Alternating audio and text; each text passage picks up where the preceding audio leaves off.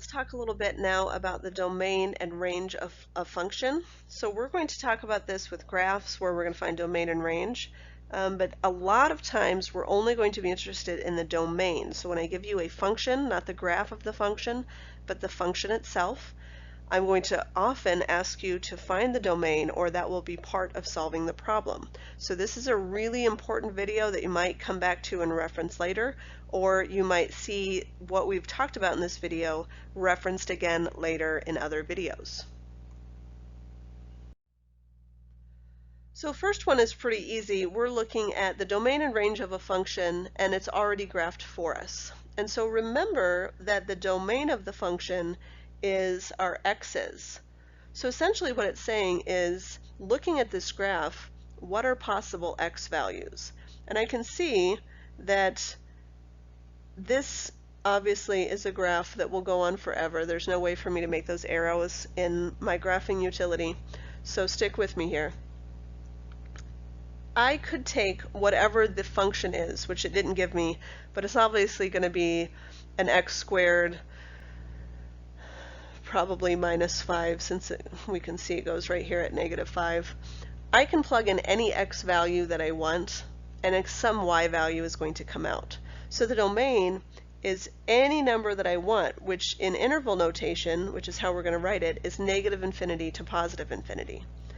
Whereas the range does not include every value, because as I can see, looking at the y-axis, which is this guy, looking at the y-axis, the very, very smallest value that I have is right here at -5. It doesn't matter what I plug in for x, all of the other values are going to be greater than -5. Now, there's no top point, because I know I can plug in any x that I want, so my top y point will be whatever x is squared minus 5. And as we can see, this arrow tells me that it goes on forever and ever and ever and ever. So this one would be that -5 is included because there was an actual point there, and the end point for the top end is, I have no idea, it goes on forever, so +infinity. So again, I was looking at just where on the y-axis do I have a value to the right or to the left, and that's starting at -5 all the way up to infinity. This one here is a little bit trickier, and it's trickier because obviously there's a gap in our graph, so there's a gap from here to here. But let's start with the domain. Remember, the domain is my x's. So looking at my x's, and again, there is an implied arrow on each end of this. Looking at my x's, I can see that no matter what x value I choose, I can find some point that's on my function at that x value. And even though there's something a little bit wanky happening here, there's still, because there's a dot here, there's still a point at that function. And here, as I go to the right, again, there's going to be one everywhere. So my domain here is actually -infinity to +infinity again. My range is going to be a little bit trickier, so I'm going to get rid of these markings.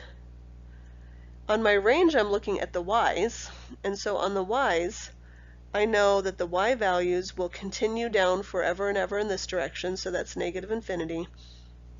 But they come up to here at -5, and they stop, and there wasn't a closed dot there, so I drew in an open dot, because if there's no closed dot, we have to assume there's an open dot, which means the range of the first part of my graph is -infinity up to -5, open circle, open bracket. Then we have a gap, so I'm going to put union because it's like I'm adding another part of my range. The other part of my range starts here at 0, and it is included because that was that closed circle, but it continues on forever in the positive direction, so it is from 0, from 0 included up to infinity. So now let's look at it when we don't have it graphed already. And I wouldn't recommend just graphing it because there are mathematical ways that you'll want to find the domain. And it will be based on the type of function that you have. So this function is called a rational function. And I know we've talked about rational functions before, and we've actually talked about the domain of them before, so this might be review for you, hopefully. We know in a rational what we're concerned about is that we don't want the denominator, we want it not equal to 0. So when I'm looking at the domain, notice this doesn't say domain and range, but just domain, all I have to do is look at the denominator, x plus 2, and say that can't be equal to 0. And since it can't be equal to 0, that means x cannot be equal to negative 2. And so if I just said what's the restriction, you would say x can't be negative 2, but I'm asking for the actual domain. And the domain is what values can it be. So this can be every number from negative infinity all the way up to negative 2, but not including negative 2, because we said it can't be negative 2. Or it can be all the numbers from negative 2, but not including negative 2, up to infinity.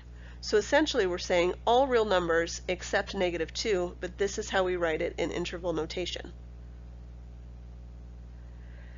Second one is called a linear function. And a linear function, as we know, if I graphed it, it's just going to look kind of like that. And is there any restriction to what values I can plug in for x? No, there's not. This is going to be negative infinity to positive infinity would be my domain. So it's very helpful for you to be able to look at these and determine what kind of function it is off the bat, because we're going to look at them differently.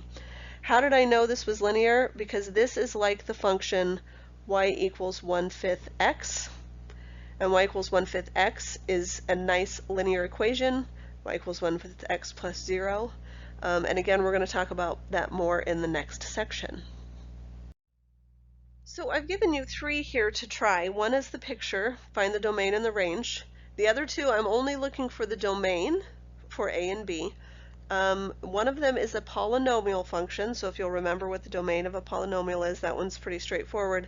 The other one is a radical function, and again, we have reviewed those, but be very careful, and we'll go over them in just a minute. Once you press pause, try them all, and press play again. So, for the domain of my first function, I've got some nice pretty colors here. The domain is any value that in x that has a point above it. So this point is up from positive 1. Whoops, should be a set bracket. This value is up from positive 2. That orange one is above positive 3. And the 4, the red one's above 4, and the green one is right at 5, 0. Whoops, again, set bracket. That would be my domain, because I actually have a point at all 5 of those x's. In terms of the y's, my first one will start at the bottom. I have 1 at 0, that's this guy here. I've got 2 at 2 on the y-axis, but I'm only going to write it once. I've got 1 at 3, because it's to the right of 3, and I've got 1 at 4. So that's the domain and range of the picture. For the others, for a, this is a polynomial function. Again, it's a quadratic, so if I graphed it, it's not going to look exactly like that because it's going to be shifted and things like that, but it's going to look like a parabola. And this, we know a parabola has no restrictions on the domain, so it's negative infinity to positive infinity. For the second one, however, this is called a radical function. Radical or square root, that C was weird. Radical or square root, and what we want in a radical function is we want the radicand, all this juicy stuff on the inside, x minus 5, we need it to be greater than or equal to 0. So that's how I'm going to find my domain. So again, I'm going to add 5 to each side. I get x is greater than or equal to 5. So if I wanted to write that in interval notation, like I've been writing all of the others, this says it starts at 5 and then it's all of the values that are more than that. So it includes 5 and it goes on forever in the positive direction.